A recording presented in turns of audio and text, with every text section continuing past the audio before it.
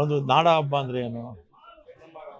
ನಾಡ ಅಂದರೆ ಇಡೀ ರಾಜ್ಯದಲ್ಲಿ 7 ಕೋಟಿ ಜನನು ಈ ನಾಡಲ್ಲಿದ್ದಾರೆ ಅಲ್ವಾ. ಈಗ ಇವರು ಬುಕ್ಕರ್ ಪ್ರಶಸ್ತಿ ವಿಜೇತರು ಬಾನು ಮುಸ್ತಾಕ್ ಅವರು ಉದ್ಘಾಟನೆ ಮಾಡೋದಕ್ಕೆ ನಮ್ಮ ರಾಜ್ಯ ಸರ್ಕಾರ ಅವರಿಗೆ ಆಹ್ವಾನ ಕೊಟ್ಟಿದ್ದರು.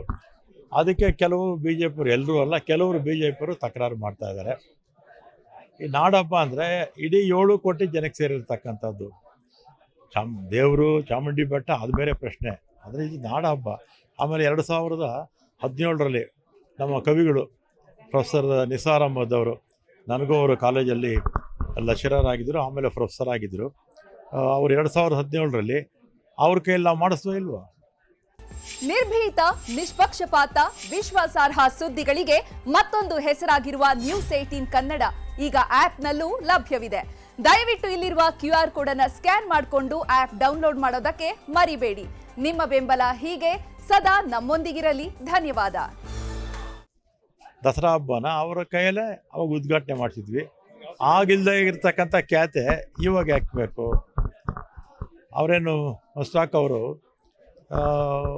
ಎಲ್ಲ ಸರ್ವಧರ್ಮಗಳನ್ನು ಸಮಾನವಾಗಿ ನೋಡುವಂಥವ್ರು.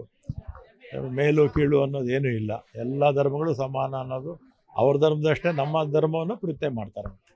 ಒಂದು ನಾನು ನೋಡ್ತಾ ಇದ್ದೀನಿ, 11 ವರ್ಷಗಳಿಂದ ನಮ್ಮ ದೇಶದಲ್ಲಿ ಬಿ ಜೆ ಪಿ ಸರ್ಕಾರ ಅಧಿಕಾರಕ್ಕೆ ಬಂದ ಮೇಲೆ ವಿಶೇಷವಾಗಿ ವಿಪಕ್ಷಗಳು ನಮ್ಮ ಬಿ ಜೆ ಪಿ ಬಿಟ್ಟು ಯಾರ್ಯಾರು ಅವ್ರ ಜೊತೆ ಇಲ್ವೋ ಅವ್ರ ಮೇಲೆಲ್ಲ ಇ.ಡಿ. ದಾಳಿ, CBI ಎನ್ಕ್ವೈರಿ ಮತ್ತು ಇನ್ಕಮ್ ಟ್ಯಾಕ್ಸು, ಅದು ಇತ್ತೀಚೆಗೆ ಎಲೆಕ್ಷನ್ ಕಮಿಷನ್ ಅವ್ರ ಜೊತೆ ಸೇರ್ಕೊಂಡ್ಬಿಟ್ಟಿದೆ. ಈ ಎಲ್ಲ ಸ್ವಾಯತ್ತ ಸಂಸ್ಥೆಗಳೆಲ್ಲ ನಿಷ್ಕ್ರಿಯ ಆಗಿದೆ. ಈಗ ನಿಷ್ಕ್ರಿಯ ಆಗಿ ಅವರ ಕೇಂದ್ರ ಸರ್ಕಾರ ಏನು ಡೈರೆಕ್ಷನ್ಸ್ ಕೊಡುತ್ತೆ ಆ ಡೈರೆಕ್ಷನ್ಸ್ ಪ್ರಕಾರ ಈ ಸಂಸ್ಥೆಗಳೆಲ್ಲ ನಡೀತಾ ಇದೆ. ಅದರಿಂದ ಪ್ರಜಾಪ್ರಭುತ್ವಕ್ಕೆ ಇದು ಮಾರಕ. ಬಿ ಜೆ ಪಿ ಸರ್ಕಾರ ಬಂದ ಮೇಲೆ ಬಿ ಜೆ ಪಿ ಮತ್ತು ಅವರ ಪೂರ್ವಜರು ಇವರೇನು ದೇಶ ಏನು ಕಟ್ಟಲಿಲ್ಲ. ಅವರು ಸ್ವಾತಂತ್ರ್ಯ ಪೂರ್ವದಲ್ಲಿ ಅವರ ಪೂರ್ವಜರಿದ್ದಾರಲ್ಲ, ಯಾರೋ ವಿಶ್ವ ಹಿಂದೂ ಪರಿಷತ್ತು, RSS, ಅವ್ರು ಯಾರೂ ಸ್ವಾತಂತ್ರ್ಯ ಚಳವಳಿಯಲ್ಲಿ ಭಾಗವಹಿಸಿರಲಿಲ್ವಲ್ಲ. ಮತ್ತು ಬ್ರಿಟಿಷರ ಜೊತೆ ಬ್ರಿಟಿಷರ ಸೈನ್ಯಕ್ಕೆ ನಮ್ಮ ಹಿಂದೂಗಳನ್ನು ಸೇರಿಸಿದಂಥವರು, ಕರೆ ಕೊಟ್ಟವರು ಇವರೇ, ಇದೇ ಜನಾಂಗ. ಆಗ ನಮ್ಮ ದೇಶ ಇಬ್ಬಾಗ ಆಗೋದಕ್ಕೂ ಕೂಡ ಮೊಹಮ್ಮದ್ ಅಲಿ ಜಿನ್ನಾ, ಇನ್ನೊಂದು ಕಡೆ ವಿಶ್ವ ಹಿಂದೂ ಪರಿಷತ್ನ ಸಾವರ್ಕರು ಅವರೆಲ್ಲ ಒತ್ತಾಯ ಮಾಡಿದ್ರೆ 2 ಭಾಗ ಆಯಿತು.